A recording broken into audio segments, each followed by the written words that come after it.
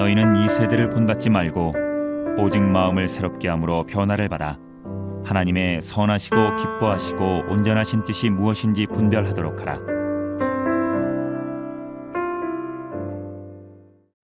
오늘 생명 양식은 로마서 12장 1절로 2절까지의 말씀입니다. 그러므로 형제들아, 내가 하나님의 모든 자비하심으로 너희를 권하노니 너희 몸을 하나님이 기뻐하시는 거룩한 산 제물로 드리라. 이는 너희가 드릴 영적 예배니라. 너희는 이 세대를 본받지 말고 오직 마음을 새롭게 함으로 변화를 받아 하나님의 선하시고 기뻐하시고 온전하신 뜻이 무엇인지 분별하도록 하라. 오늘 우리는 로마서 12장 말씀을 보고 있습니다.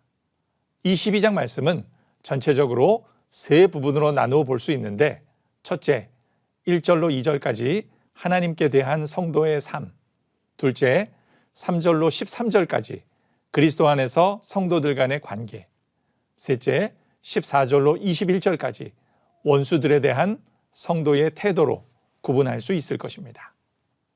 바울은 1장에서 12장까지의 복음에 대한 설명을 기반으로 12장에서부터 복음에 합당한 삶으로 나아가기 위해 1절 말씀을 그러므로 라는 접속 부사로 시작합니다. 이는 복음, 즉 구원의 도리에 대한 실천과 적용으로 나아가기 위한 그러므로입니다. 바울은 자신의 편지에서 전반부는 복음의 원리를, 후반부는 생활, 즉 적용을 기록합니다. 우리의 삶은 성경적 원리에 기초해야 합니다. 뿌리가 든든해야 나무가 비바람에 흔들리지 않듯이 복음에 대한 정확한 이해가 기초해야 바른 신앙적 삶으로 나아갈 수 있는 것입니다.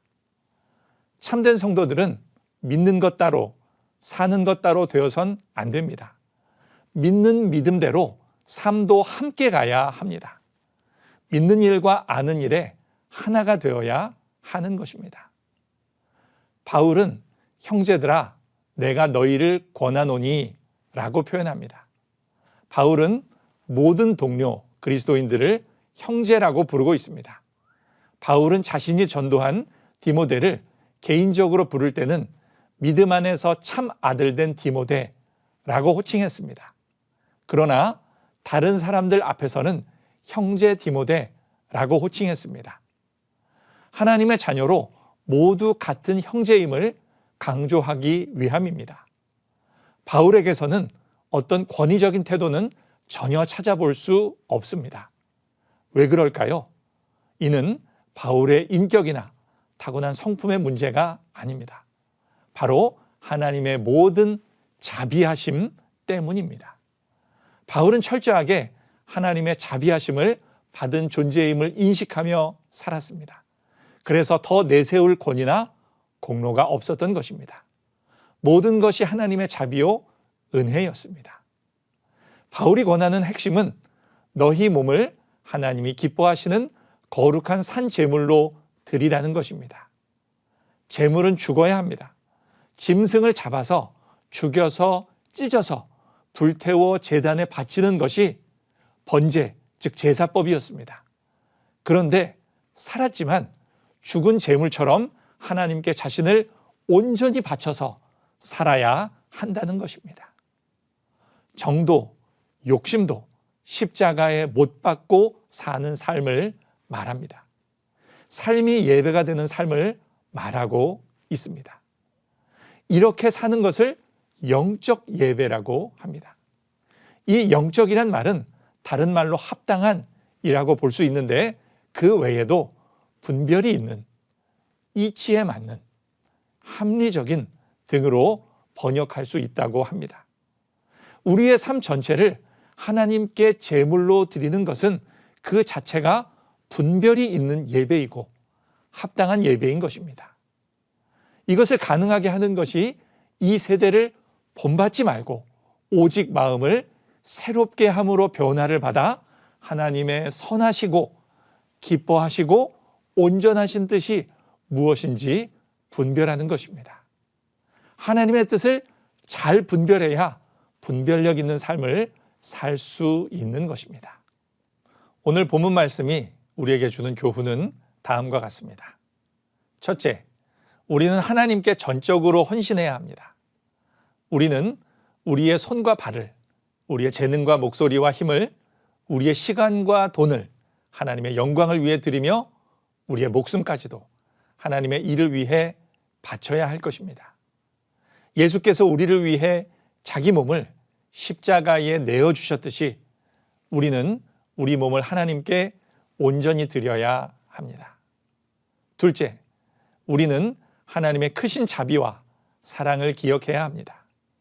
하나님께서는 우리를 사랑하셔서 외아들을 희생하셨습니다. 그는 자신의 목숨을 바쳐 우리의 죄를 대속함으로 우리를 살리셨습니다.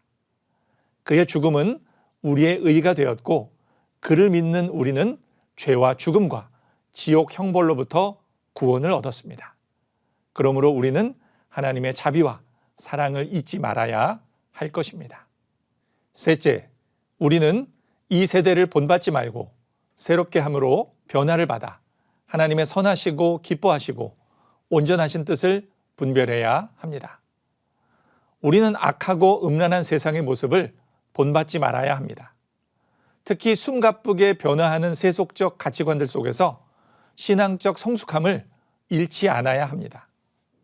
또 우리는 하나님의 선하시고 기뻐하시고 온전하신 뜻을 분별해야 하고 그 뜻에 순종해야 합니다. 그러므로 우리는 항상 주의 말씀에 귀 기울이며 성경을 주야로 읽고 듣고 묵상함으로 그 모든 교훈을 힘써 행해야 할 것입니다. 참된 헌신은 하나님의 모든 말씀에 순종하는 것이기 때문입니다. 사랑하는 성도 여러분, 복음에 합당한 삶은 영적 예배입니다. 바울은 몸을 하나님께 드리고 마음을 새롭게 함으로 하나님의 선하시고 기뻐하시는 뜻이 무엇인지 분별할 것을 강조했습니다. 하나님의 뜻을 분별하는 성도의 삶 전체가 예배이기 때문입니다. 우리가 예배의 대상이신 하나님을 사랑하는 이유는 그가 우리를 먼저 사랑하셨기 때문입니다.